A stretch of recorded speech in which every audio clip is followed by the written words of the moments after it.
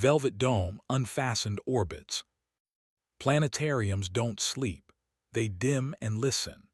After the last school group points at Orion like it's a celebrity, and the ushers sweep up the galaxy of popcorn kernels the Milky Way never requested, the dome settles into a hush that belongs to airless places.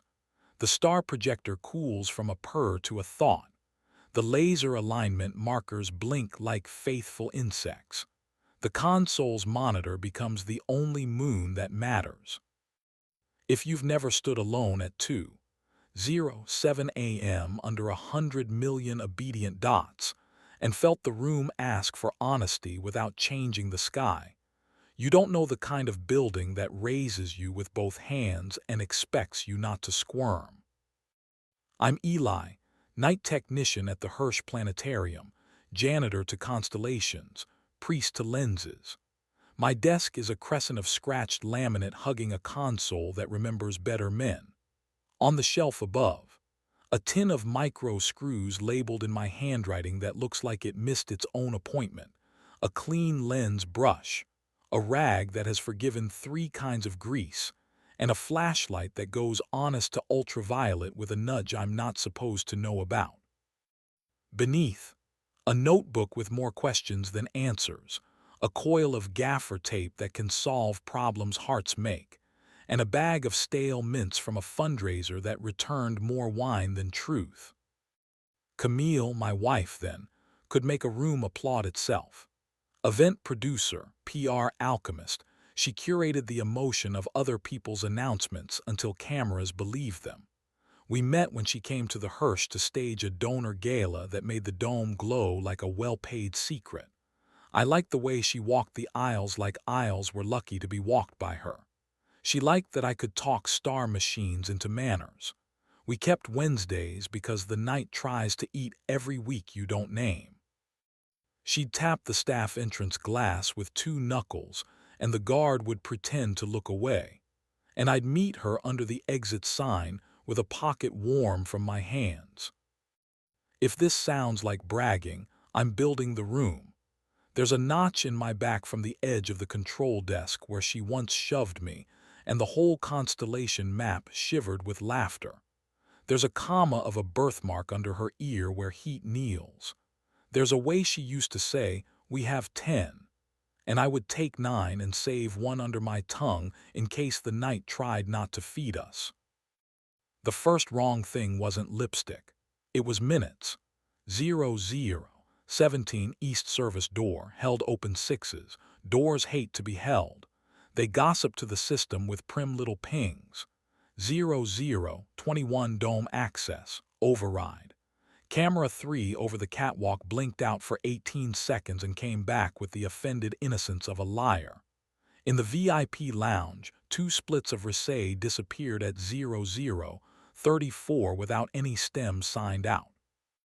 The console smelled faintly of mint at 0041 when it should have smelled like warm dust and patience. On the edge of the alignment target, a white disc painted on the projection booth's frame, a faint plum mouth dried itself into a whisper. I wrote a generous story. A docent stayed late to practice telling stars where to stand. Security did a bored lap with a pocket bottle. The camera sneezed. The building breathed and forgave.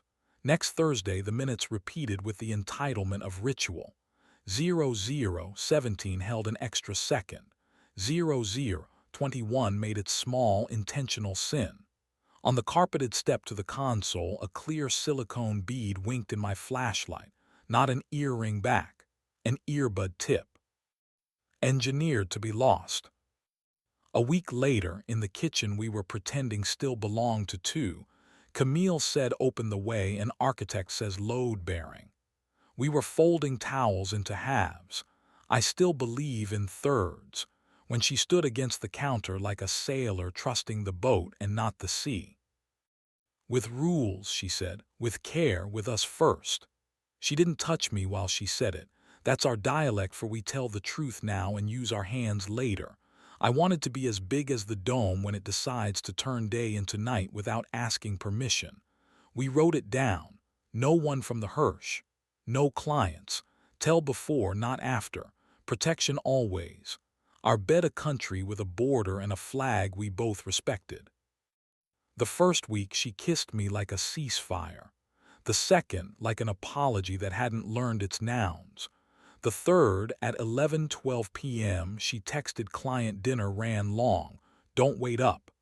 At 00:17, the East Service door made its little sermon again. I don't set traps in sanctuaries. I tune a room until it hears itself. I dusted the inside plate of the east door with a whisper of chalk from the same kit we use when a lens mount needs a ghost to show its threads.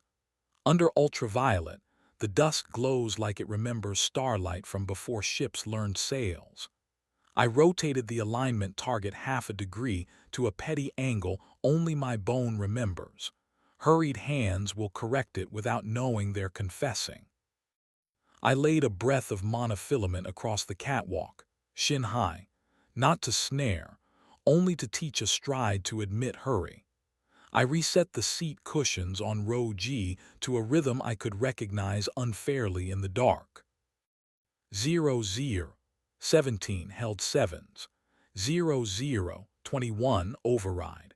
The chalk bloomed on the door plate in the small constellation a palm invents. The monofilament lay coilpolite on the catwalk, moved aside by someone who respects traps even when they don't understand them. The target had been nudged back to proper. Row G's cushions wore the faint shrug of bodies that knew how to pretend innocence.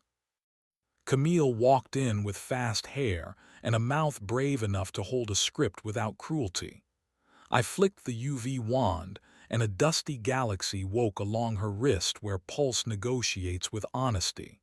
She looked down, then up, arithmetic finished before the test began.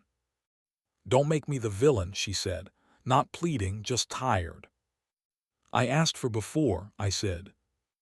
"I thought I did," she said, and in her grammar client dinner counted. She had kept tempo. I had demanded melody.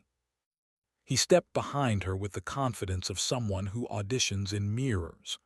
Rowan Hale, astrophotography oracle to 2 million thumbs, collaborator on one of her launches, owner of a jawline that thinks it invented distance.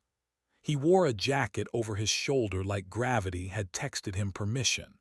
He did not look at me so much as verify that the dome still admired him. "We'll go," he said to the air, respectful as a cat. "We won't perform in here," I answered, and I held the door because the Hirsch is a sanctuary that humbles me even when I'm the only witness. They left into a night that smelled like damp concrete and taxis. The latch clicked. The dome exhaled. We separated with competence, the ruthless kindness of people who can carry breakables without making them famous. She took the bar cart, and the flutes and the blazer that made room stand up straighter. I kept the chipped mug with the Hirsch's old logo, and the habit of counting the seconds between a locked sigh and a door remembering it knows me. Lawyers moved nouns in rooms that smell like air freshener and old carbon paper. We signed where names go when names are tired. Work kept me from dissolving into the carpet. A school group discovered Pluto can be both insulted and loved. A laser driver sulked until I bribed it with patience. A donor insisted on seeing their name as big as possible before understanding a dome doesn't do hierarchies. I slept afternoons with star maps in my hair and woke to a city that remembered night without me. Rhea arrived with a toolbox and a quiet that made screws sit up and pay attention. Lighting designer, part-time projectionist, full-time persuader of machines and moods. She smells like citrus hand cleaner and warm metal, and a temper that picks its fights and wins them. She has a braid that pretends discipline and wrists that confess useful sins.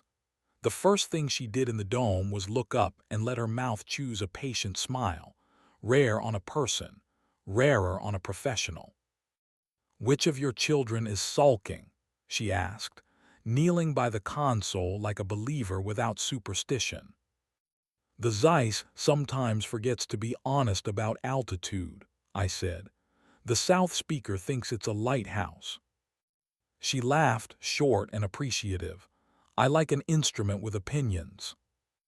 We began with verbs that don't draw blood. She tuned cans until the aisles learned how to lay hands without being accused of groping.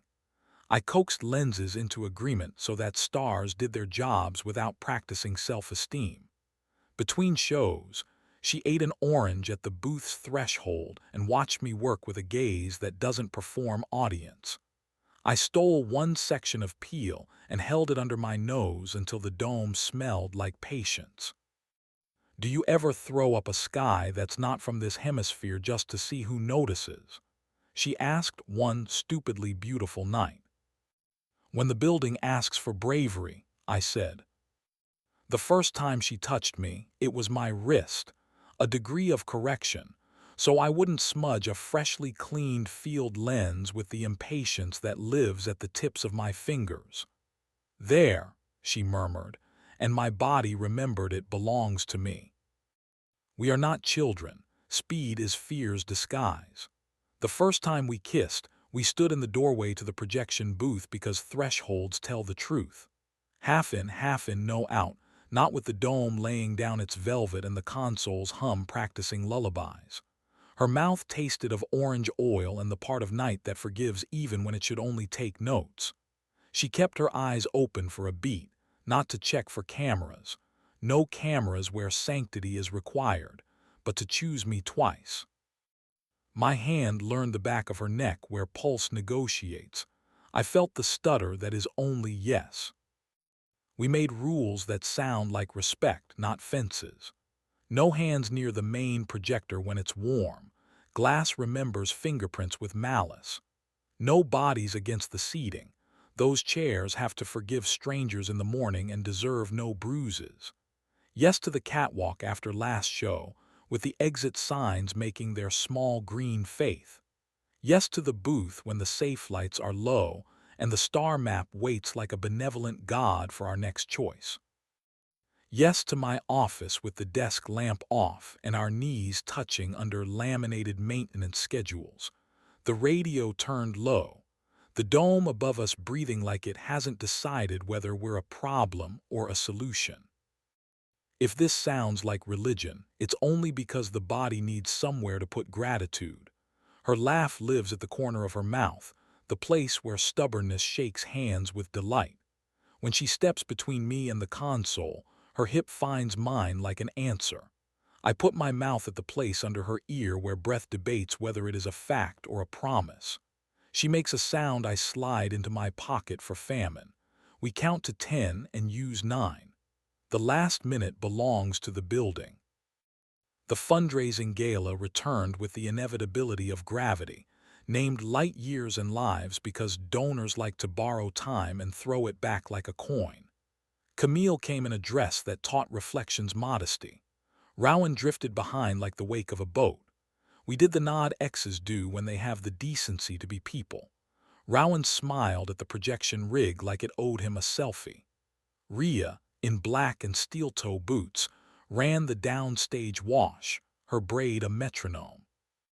She crossed behind Camille with a tray of tiny star map cocktails and a smile she had negotiated with in a mirror that doesn't lie. The speeches were sincere in the expensive way. Someone misused cosmic like a toddler who learned a new word. I walked the dome like I always do when applause makes the room forget its job, checking lines, hearing the system breathe through the racks, touching the east door because that's how you tell a lock you remember it taught you something. Back in the booth, I opened the tin of micro screws. Inside, among washers and a folded sliver of lens tissue, lay 2 clear earbud tips and a bobby pin bent into a question mark. Not trophies. Grammar, quotation marks around a chapter I don't need to read aloud again. I closed the tin with a breath you could mistake for mercy and put it back where patience lives. After breakdown, when the donors were practicing noble exits, and the staff were putting the room back together with the tenderness of people who see the same floor tomorrow, Rhea found me with my palm flat on the console like I could hear the sky through laminate. There was a crescent of oil on her wrist that looked like a moon deciding to be whole. "You look like you forgot to leave," she said. "I'm practicing," I said. For being a guest, her hip leaned into mine, an honest argument. "For not auditioning," I said, and I took her hand because even in sanctuaries there are moments that insist. We didn't rush. The room had sprinted enough for everyone else. In the booth, Stainless gave our faces back without accusation. Her mouth tasted of orange and the brave permanence of small decisions. I pressed my forehead to hers and she smiled into me as if my skull had earned it. When we took the catwalk, the dome lay down all around us and the star field pretended to be silent while the city under the roof remembered it had weather. Our bodies learned the rail without banging into it, learned the give of a bolt that has been tightened by men who lost their tempers, learned the patience of a breath you count on purpose. There is a version of this story where I pulled camera feeds and a fire alarm and staged a revelation for a room that likes photos more than truth. It ends with applause and a sanctuary that would never look at me the same way again. I chose fewer verbs. I opened a door and walked two people out. I kept the dome from hosting a performance it didn't agree to. I am turning into the kind of man machines don't mind trusting. Spring made the city smell like rain that had previously made other promises. Kids came and gasped in the right places, and then in the wrong ones, which I liked better. The Zeiss decided to behave as if it had an audience. Rhea taught me that light behaves out of love for angles, not out of duty to eyes. I taught her the exact note a cooling fan hits when it is imagining failure, and the way I go very quiet just before my temper remembers it still owns a mouth. One night the east door chimed at 00, 17 out of habit, and my chest forgot and remembered in one movement. The camera showed only the corridor learning solitude. I laughed. Rhea laughed too, low in my collarbone like she had stored her voice there for weather. If you come to the Hirsch on a ridiculous night, and a voice tells you to lean back and let your neck trust strangers because this is about stars, that's me after a good shift. If you see a woman on the catwalk with a wrench in her back pocket and a braid that has negotiated a treaty with gravity, if she smiles at the projector like it is a child who refuses to nap, you can keep that image. It belongs to the building, to us, to anyone who has ever forgiven a machine for needing to be asked twice. I lock the east door and feel the burr on the plate where everyone's story has made the metal honest. I kill the rack power one switch at a time and listen to the way electricity volunteers to leave. I turn the console to dark, and the dome thanks me with more sky than I can carry. Rhea steals my last clean minute because she can. I let her because that rule outlived all the others. Tip the night. We take the stairs down with hands in each other's pockets like smuggling warmth is a union job. The lobby breathes. The city outside is a constellation trying to remember which story it wants to perform. I put the micro screw tin back on its shelf and it clicks like punctuation. Not a period. Not yet. A semicolon. Two clauses joined by a breath we finally know how to take. Planetariums don't sleep. They dim and listen. The dome forgives slowly and then all at once when you stop making it host scenes it didn't audition for. We have 10. We use 9. The last minute belongs to the building, to a wrist under a thumb, to a mouth that says now without raising its voice.